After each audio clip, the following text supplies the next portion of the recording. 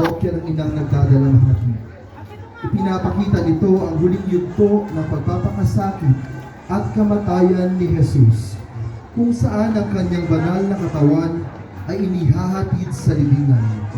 Sa katahimikan at pagninilay, ang mga mananampalataya ay nakikiisa sa dalamhati ng mahal na Birheng Maria, Mater Dolorosa, at inaalala ang dakilang pag-ibig ng Diyos Yung para sa sangkatauhan. at baka iba na naman yung ano. Ang prosesyong ito ay patuloy na isinasagawa ng parokya bilang tanda ng malalim na pananampalataya at debosyon ng parokyano ng Our Lady of Souls.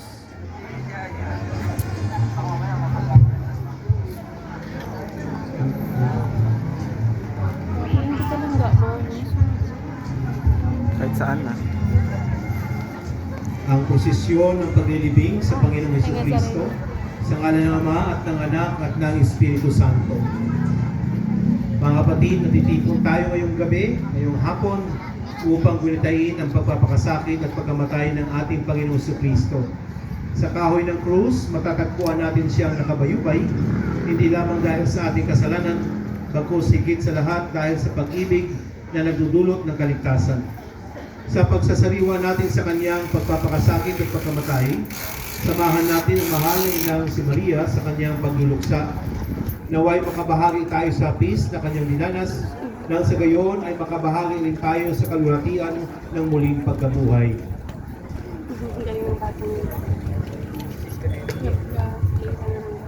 Mula sa mabuting balita ayon kay San Mateo.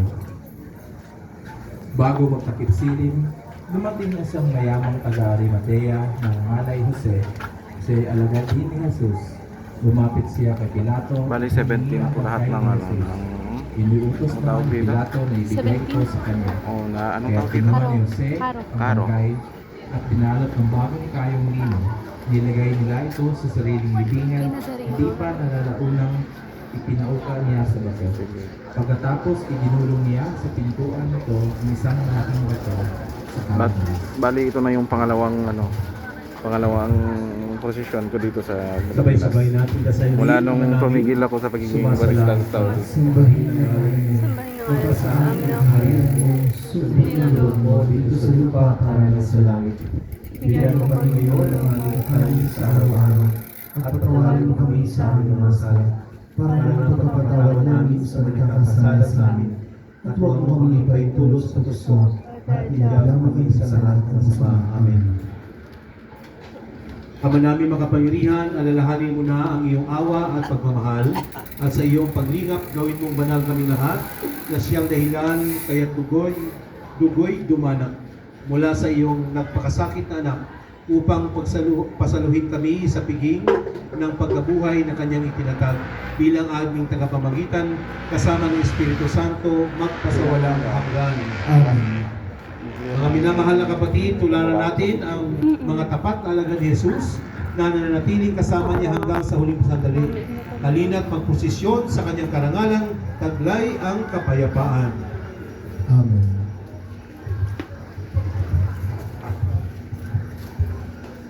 Ministry of Altar Servers, tayo ay pangungunahan ng mga seryales ng MOAS mula sa ating parokya.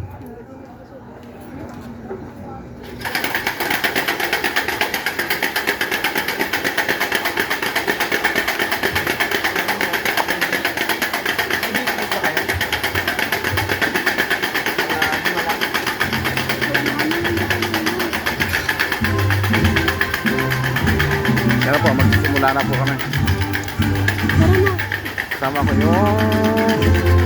Kasama ko yung asawa ko.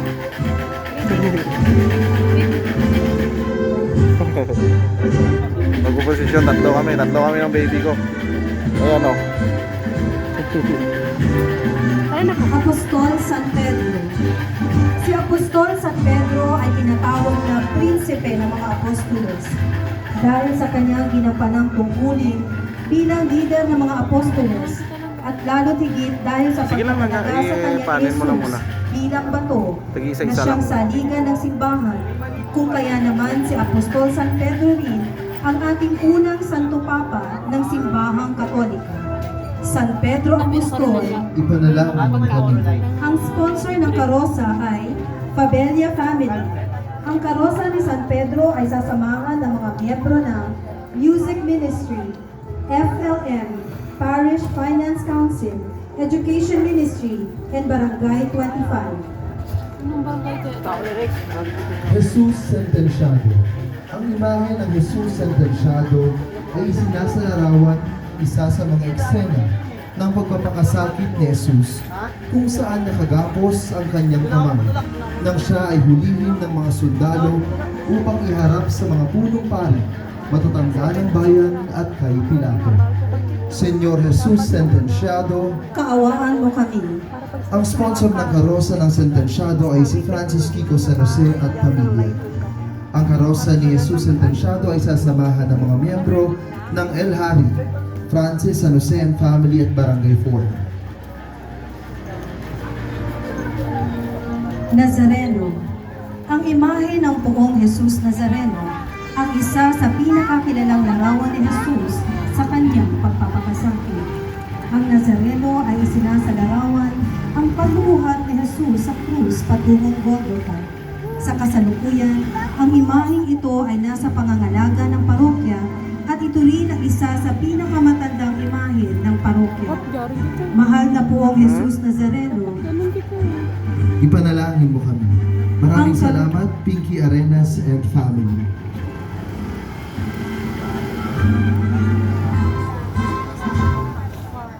Santa Veronica. Si Santa Veronica ay kilala sa kanyang malasakit kay Jesus sa gitna ng kanyang paghihirap. Pinunasan niya ang mukha ng Panginoon at naiwan sa kanyang belo ang banal na larawan nito. Siya ay sagisag ng habag at pagmamahal sa kapwa.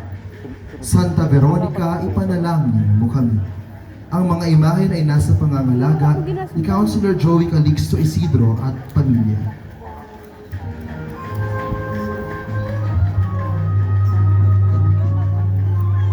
ang pagtatagpo ni Jesus at ng kanyang inang si Maria. Ang karosa ng pagtatagpo ay isinasalarawan ang pagkikita ni Jesus at ang kanyang inang si Maria na tahimik na sumusunod sa kanya patungong Golgotha. Ito ay pagpapakita ng pagmamahal ni Maria sa Diyos at sa plano ng Diyos na kaligtasan natin sa pamamagitan ng pagpapakasakit, pagkamatay at muling pagkabuhay ng kanyang anak na si Jesus. Mahal na Inang Maria, Ipanalangin mo kami. ang mga imahe ay nasa pangangalaga ni Councilor Joey Calixto Isidro at pamilya. Ang karosa ay sasamahan ng mga miyembro ng Apostleship of Prayer, Divine Mercy, Holy Face of Jesus at Barangay 20. Maraming salamat, Nikki Isidro and family. Kalbaryo. Isinasalarawan ng karosa ng Kalbaryo ang tagumpay ng ating pagkakaligtas sa pamamagitan ng pagkamatay ni Jesus sa krus. Tayo pong lahat ay manahimik sandali bilang pagpupugay kay Jesus sa krus.